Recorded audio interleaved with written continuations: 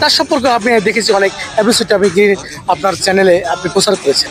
এই যে বাংলাদেশের কৃষি এবং কৃষক এদেরকে নিয়ে আপনার কি চিন্তা ভাবনা রয়েছে, তাদের ভবিষ্যৎ বাংলাদেশ হিসেবে আপনি কেমন দেখতে চান? বাংলাদেশের কৃষক এর উন্নতির জন্য আপনার মনে হয় যে কি কি কর্ম পরিকল্পনা গ্রহণ করলে কৃষিক্ষেত্রে বিপ্লব করতে পারে? দেখুন, যে আমি পাশাপাশি বললেন যে আমি কেন এই কৃষকদের দিকে মনোনিবেশ করেছি। এই যে আজকে গ্রিন ব্যবস্থা, সবুজ ব্যবস্থা, পরিবেশ, এই পরিবেশগুলো কারা তৈরি করেছে? এই পরিবেশগুলো তৈরি করেছে আমাদের কঠোর পরিশ্রমী কৃষক ভাইরা। তো এদেরকে তো মূল্যায়ন করতে হবে, এদেরকে সঠিকভাবে মূল্যায়ন করতে হবে। এদের যে পণ্যটা তারা উৎপাদন করছে সেই পণ্যটার যথাযথভাবে মূল্যায়ন করতে হবে, মূল্য দিতে হবে। হ্যাঁ, এই যে আজকে আমি এখন রাস্তা দিয়ে যাচ্ছিলাম, আমি দেখলাম যে কৃষক ভাই সে টমেটোগুলো ঝুড়িগুলোতে তুলে তুলে সে বিক্রি করার জন্য রেডি করছে।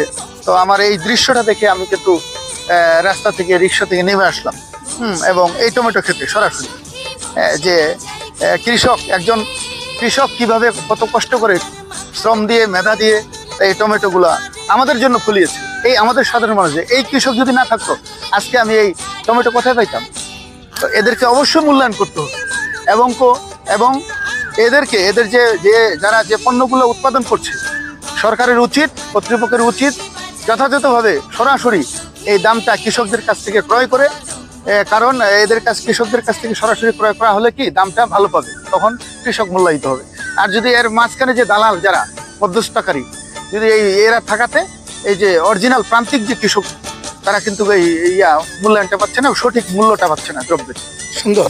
এই জন্য আমি সরকারকে আহ্বান করব যে সরাসরি মাঠে গিয়ে সরকারের এজেন্ট হয়ে সরাসরি কৃষকের কাছ থেকে এসব পণ্য, সবজি বলেন, ধান বলেন, চাউল বলেন, ভুট্টা বলেন, এগুলো সরাসরি ক্রয় করলে আমার মনে হয় প্রান্তিক যে কৃষক আমাদের রয়েছে, এই প্রান্তিক কৃষক উপকৃত হবে এবং সঠিকভাবে মূল্যায়িত হবে। ধন্যবাদ। আপনার চিন্তাভাবনা অত্যন্ত সুদূর প্রসারী। আপনি একজন বাংলাদেশের খাঁটি দেশপ্রেমিক বলে আমি মনে করি।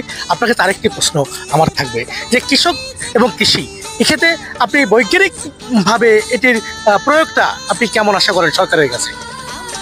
অবশ্যই আমাদের যেন উৎপাদন, কৃষক ভাইরা যেন ভালো মতো উৎপাদন করতে পারেন এবং আরও ভালো ভালো প্রজাতির বীজ বুননের মাধ্যমে যেন ভালো ভালো ফসল উৎপাদন করতে পারেন, তার জন্য আমাদেরকে সরকারকে এগিয়ে আসতে হবে। এটা একটা সত্য।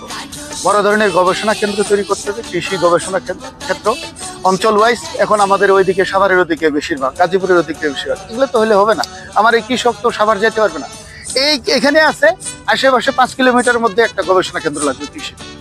তাহলে এই যে প্রান্তিক কৃষকগুলো রয়েছে সহজেই অল্প সময়ের মধ্যে সেখানে প্রশিক্ষণ গ্রহণ করে এবং তাদের যে কৃষি গবেষণা যারা কর্মকর্তা রয়েছেন তাদের সাথে আলাপ আলোচনা করে, প্রশিক্ষণ গ্রহণ করে এখানেই তারা সরাসরি উন্নত জাতের ফসল ফলাতে পারবে বলে আমি বিশ্বাস করি। আমি ইতিপূর্বে দেখেছি আপনি বাংলাদেশের অনেক বড় কৃষি বিশ্ববিদ্যালয়, শেরেবাংলা কৃষি বিশ্ববিদ্যালয়, সেখানে গিয়েছেন, সেখানে পরিদর্শন করেছেন। আপনার ময়মনসিংহ কৃষি বিশ্ববিদ্যালয় যার পরিকল্পনা রয়েছে আমরা জানতে পেরেছি। আসলে আপনি কেন আছেন? আপনার কেন এত আগ্রহ? আপনি কি বাংলাদেশের কৃষকদের এবং এই সবুজ প্রকৃতি সম্পর্কে আপনার আসলে কেন এত মনের ইচ্ছা, বলবেন কি? অবশ্যই বলবো। দেখেন, এই আল্লাহ পাক আমাকে পৃথিবীতে পাঠিয়েছেন তার হুকুম কায়েম করার জন্য এবং এই জমিনে কাজ করার জন্য। তো আমি রবিবার থেকে বৃহস্পতিবার পর্যন্ত রাষ্ট্রের জন্য সময় দেই, শুক্র শনি।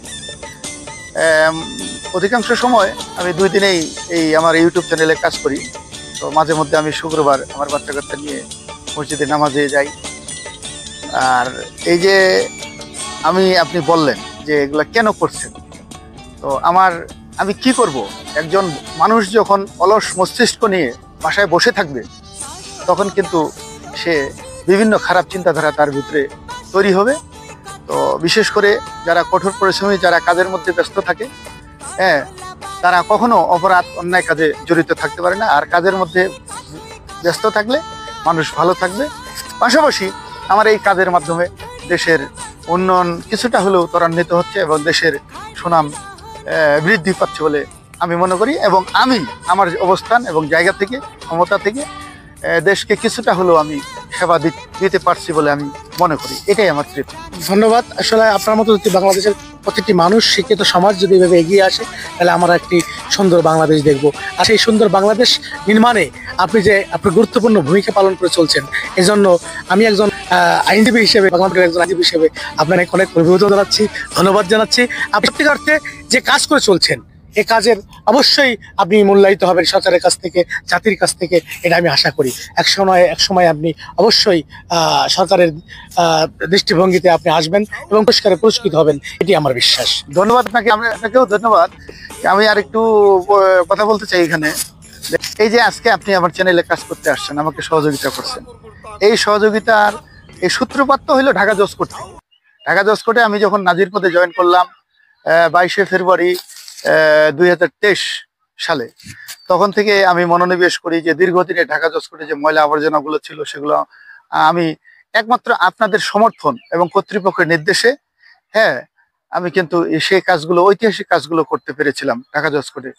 দীর্ঘদিনের ময়লার ভাগাড় আপনারা দেখেছেন, যেখানে জঞ্জাল ছিল, ঝাড় জঙ্গল, দুর্গন্ধযুক্ত ময়লার ডাস্টবিন, সেগুলো আমি অপসারণ করেছি আপনাদের সমর্থন নিয়ে। পাশাপাশি আমি যে ঐতিহাসিক যে গুরুত্বপূর্ণ চ্যালেঞ্জিং কাজটি করেছিলাম, যে ঢাকা জজ কোর্ট প্রাঙ্গণকে শতভাগ ধূমপান মুক্ত, হ্যাঁ, সেটা আমি করে ফেলেছিলাম আপনাদের সমর্থনে। কিন্তু আপনাদের এরকম কিছু বিজ্ঞ আইনজীবী, অধিকাংশ বিজ্ঞ আইনজীবী, ঢাকা আইনজীবী সমিতি, পুলিশ, আমাদের মাননীয় বিচারক বৃন্দ, আমার কিছু শুভাকাঙ্ক্ষী বৃন্দ, এদের কারণেই কিন্তু আমি ঢাকা জজ কোর্টকে যে চ্যালেঞ্জিং কাজটি ছিল, কঠোর শ্রমসাধ্য কাজ, 24 ঘন্টার জন্য পরিচ্ছন্ন রাখা এবং 24 ঘন্টার জন্য ধূমপান মুক্ত রাখা, সেই কাজটি একমাত্র আপনাদের এই বিজ্ঞ আইনজীবীদের সমর্থনেই করতে পেরেছিলাম।